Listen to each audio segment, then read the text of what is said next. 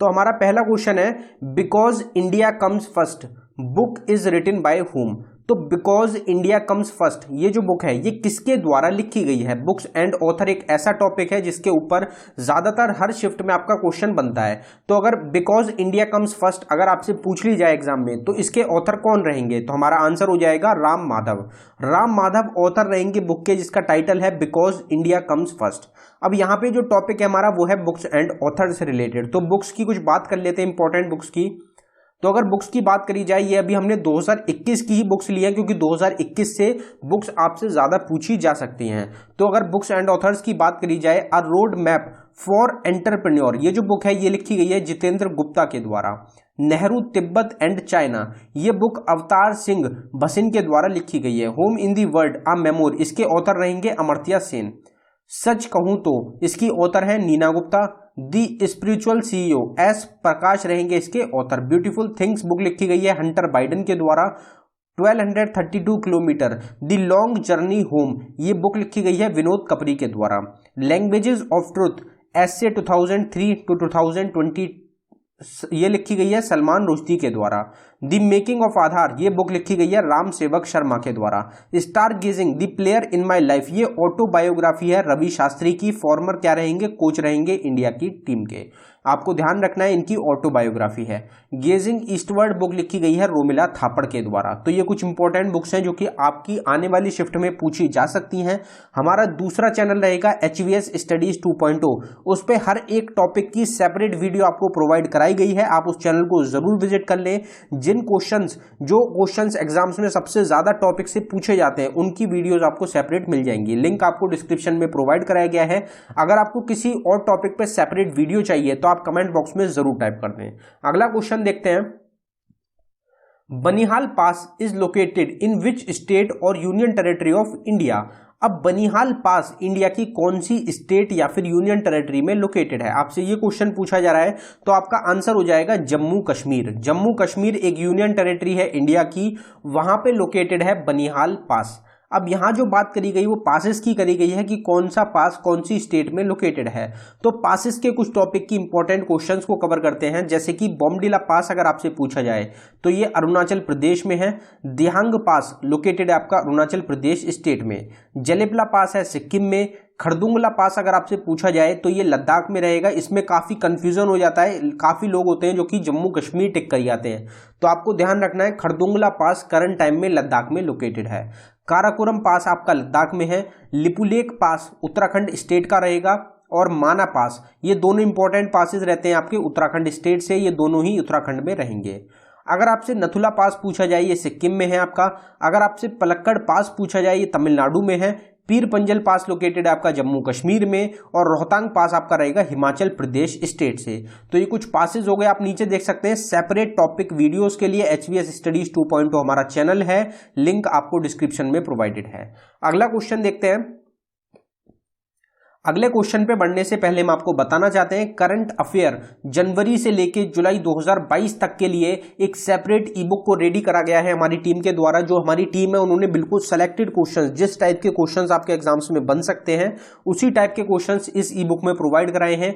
ये ई बुक सिर्फ आपको 59 रुपीज में प्रोवाइड कराई जा रही है। अगर आपका जनवरी से जुलाई तक के कोई क्वेश्चन आपसे पूछा जाता है करंट अफेयर का तो वो आपको इसी बुक में जरूर मिल जाएगा। 1300 प्लस करंट अफेयर के क्वेश्चंस हैं इसमें, और हर मंथ के सेपरेट करंट अफेयर आपको प्रोवाइड कराए गए हैं। जुलाई से स्टार्ट करते हुए जनवरी तक गए हैं, तो पहले आपको जुलाई का मिलेगा, फिर आपको जून का मिलेगा, फिर मई का मिलेगा, ऐसा आपको जनवरी तक सेपरेट अलग अलग करंट अफेयर मिलेंगे इस ई बुक में। और ये जो ई बुक है ये आपको बाइलिंगुअल लैंग्वेज में प्रोवाइड कराई गई है, हिंदी और इंग्लिश दोनों में आपको क्वेश्चंस मिलेंगे इस ई बुक में। अगर आप इंटरेस्टेड हो तो लिंक आपको डिस्क्रिप्शन में मिल जाएगा, आप डिस्क्रिप्शन में जाके इसको बाय कर सकते हैं। पेमेंट करने के बाद अगर आपको फाइल को डाउनलोड करने में कुछ इशू आता है तो हमारी नीचे जीमेल आईडी है, आप इस पे डायरेक्टली मेल कर सकते हैं। अगला क्वेश्चन देखते हैं हमारा, SIMBEX 21 is a exercise organized between India and dash. तो सिम्बेक्स 21 एक मिलिट्री एक्सरसाइज रहेगी जो कि कंडक्ट करी गई, ऑर्गेनाइज करी गई इंडिया और कौन सी कंट्री के बीच में। तो हमारा आंसर हो जाएगा सिंगापुर। सिंगापुर और इंडिया के बीच में सिम्बेक्स एक्सरसाइज को ऑर्गेनाइज कराया गया है। एस से हो जाएगा सिंगापुर, आई से हो जाएगा इंडिया। तो आपको ध्यान रखना है सिम्बेक्स जो एक्सरसाइज है ये इंडिया और सिंगापुर के बीच में होती है। अब मिलिट्री एक्सरसाइज की अगर बात कर ली जाए तो कुछ मिलिट्री एक्सरसाइज को देख लेते हैं जो कि इंपॉर्टेंट है एग्जाम्स के लिए। अगर एक्सरसाइजेस की बात करी जाए तो कोंकण 21 2021 जो ये 21 है ये 2021 में एक्सरसाइज हुई है ये। तो कोंकण 21 जो एक्सरसाइज है ये इंडिया और यूके यूनाइटेड किंगडम के बीच में हुई है। मालाबार एक्सरसाइज होती है इंडिया, यूएसए, जापान और ऑस्ट्रेलिया के बीच में, 4 कंट्रीज के बीच में मालाबार एक्सरसाइज को कंडक्ट किया जाता है। और इंद्र एक्सरसाइज होती है इंडिया और रशिया के बीच में। अल मोहिद अल हिंद 21 अगर आपसे ये पूछी जाए एक्सरसाइज तो ये इंडिया और सऊदी अरेबिया के बीच में हुई है। जैद तलवार 21 हुई है इंडिया और यूनाइटेड अरब एमिरेट्स के बीच में। और जैल और बहल ये हुई है आपकी इंडिया और ओमान के बीच में। ये जो कंट्रीज हैं जो हमारी गल्फ कंट्रीज रहेंगी इनकी आपको याद रखनी है, ये भी एग्जाम में आपकी पूछी जाती है। अगर वरुणा 21 की बात करी जाए तो इंडिया और फ्रांस के बीच में हुई है। इंद्रधनुष होती है इंडिया और यूनाइटेड किंगडम के बीच में। अजय वॉरियर भी होती है इंडिया और यूनाइटेड किंगडम के ही बीच में। डेजर्ट नाइट 21 हुई है इंडिया और फ्रांस के बीच में। और गरुण शक्ति होती है इंडिया और इंडोनेशिया के बीच में। What is the SI unit of resistance? तो रेजिस्टेंस की एसआई यूनिट क्या होती है? तो इस क्वेश्चन का काफी इजी क्वेश्चन रहेगा एग्जाम के लिए, तो हमारा आंसर हो जाएगा ओम। ओम जो होती है ये एसआई यूनिट होती है आपकी रेजिस्टेंस की। अब यहाँ पे एसआई की यूनिट की बात हुई है तो कुछ एसआई यूनिट्स को कवर कर लेते हैं। अगर एसआई यूनिट्स की बात करी जाए तो इलेक्ट्रिक करंट की एसआई यूनिट होती है एम्पियर। अगर ल्यूमिनस इंटेंसिटी की आपसे पूछी जाए तो कैंडेला होती है। फ्रीक्वेंसी की एसआई यूनिट होती है हर्ट्ज। और जो एसआई यूनिट होती है ये आपके एग्जाम्स में शिफ्ट में ज्यादातर पूछी जाती हैं, तो इस टॉपिक को आपको अच्छी तरीके से तैयार करना है। सेपरेट वीडियो आपको चैनल पे मिल जाएगी। इलेक्ट्रिक चार्ज की एसआई यूनिट होती है कूलम। कैपेसिटेंस की होती है फैरड। और इंडक्टेंस की होती है हेनरी। इलेक्ट्रिकल कंडक्टेंस की अगर एसआई यूनिट पूछी जाए तो साइमंस होती है। इंपेडेंस, रिएक्टेंस और जो हमारा क्वेश्चन था रेजिस्टेंस, इन तीनों की होती है ओम। मैग्नेटिक फ्लक्स डेंसिटी की होती है टेस्ला। और अगर आपसे सिर्फ मैग्नेटिक फ्लक्स की पूछी जाए तो उसकी होती है वेबर। तो डेंसिटी अगर आता है तो उसकी टेस्ला हो जाती है, और अगर डेंसिटी नहीं आता तो उसकी वेबर हो जाती है। पावर और रेडियंट फ्लक्स की अगर आपसे पूछी जाए तो उसकी होती है आपकी वॉट। रेडियो एक्टिविटी की होती है बेक्यूरेल। और एंगल की अगर आपसे पूछी जाए तो रेडियन, कोई भी एंगल होता है उसको रेडियन में नापा जाता है। तो ये आपको ध्यान रखने, ये ऐसा यूनिट्स हो जाती हैं आपकी कुछ इंपॉर्टेंट। अगला क्वेश्चन देखते हैं। अगला क्वेश्चन है हमारा, who is the founder of Haryanka dynasty? Haryanka dynasty की जो स्थापना करी गई, जो फाउंड किया गया, ये किसके द्वारा करा गया? तो हमारा आंसर हो जाएगा यहाँ पे बिंबिसार। बिंबिसार के द्वारा फाउंड किया गया है आपका हरियांक डायनेस्टी को। यहाँ पे जो बात करी गई है वो आपकी बात करी गई है एम्पायर या डायनेस्टीज के फाउंडर्स की। तो कुछ डायनेस्टीज के इंपॉर्टेंट फाउंडर्स की बात कर लेते हैं, उन क्वेश्चंस को कवर करते हैं। तो अगर डायनेस्टीज के फाउंडर्स की बात करी जाए तो मौर्यन डायनेस्टी को किसके द्वारा फाउंड किया गया? तो चंद्रगुप्त मौर्य के द्वारा मौर्यन डायनेस्टी को फाउंड किया गया। सुंग डायनेस्टी के फाउंडर रहेंगे पुष्यमित्र सुंग। नंदा डायनेस्टी के फाउंडर रहेंगे महापद्मानंद। सतवाहन डायनेस्टी किसके द्वारा फाउंड करी गई? तो सिमुका सतवाहन के द्वारा फाउंड किया गया है। मुगल डायनेस्टी को फाउंड किया गया है बाबर के द्वारा। चोला डायनेस्टी को फाउंड किया है विजयला ने। पांड्यन डायनेस्टी को फाउंड किया है कून पांड्यन ने। पल्लवा डायनेस्टी को फाउंड किया गया है सिम्हा विष्णु के द्वारा। चालुक्य डायनेस्टी को फाउंड किया गया है पुलकेशी फर्स्ट के द्वारा। गुप्ता डायनेस्टी को फाउंड किया है श्रीगुप्त ने। और राष्ट्रकूटा डायनेस्टी एग्जाम में पूछी जाती है, काफी बार ये क्वेश्चन आपका ऑलरेडी एग्जाम में रिपीट हो चुका है। तो राष्ट्रकूटा डायनेस्टी को डंटी दुर्ग के द्वारा फाउंड किया गया था। तुगलक डायनेस्टी को फाउंड किया गया था गयासुद्दीन तुगलक के द्वारा। तो ये कुछ डायनेस्टीज हैं जिनके फाउंडर्स आपको ध्यान रखने हैं।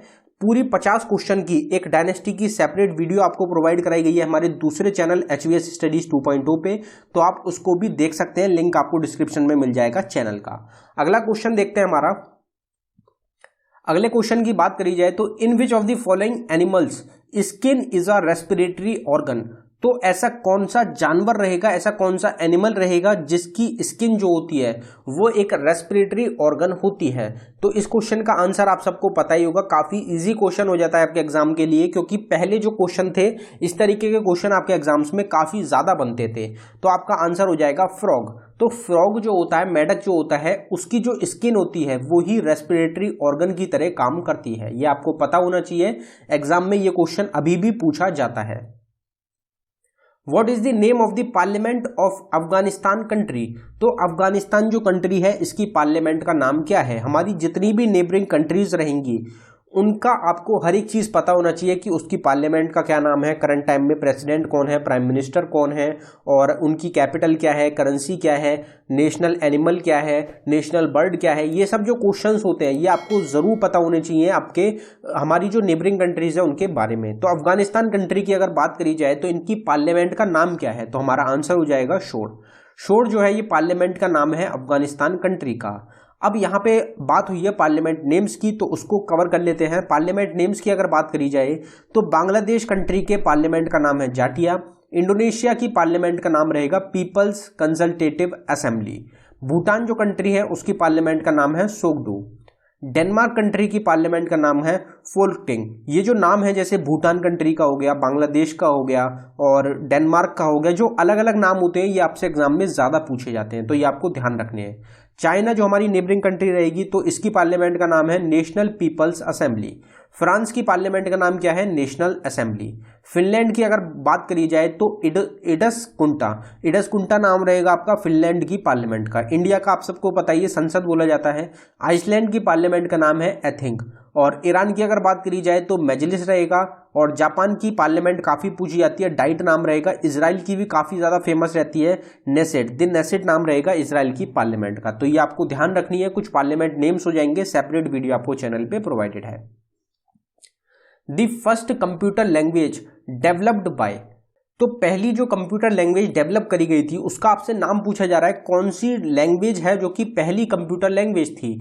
तो इस क्वेश्चन का आपका आंसर हो जाएगा फोर्ट्रेन। फोर्ट्रेन पहली कंप्यूटर लैंग्वेज है जो कि डेवलप करी गई थी। अब जो ये फोर्ट्रेन लैंग्वेज रहेगी इसका आपसे फुल फॉर्म पूछी जाती है, तो इसकी फुल फॉर्म आपको ध्यान रखनी है कि इसकी फुल फॉर्म क्या होती है।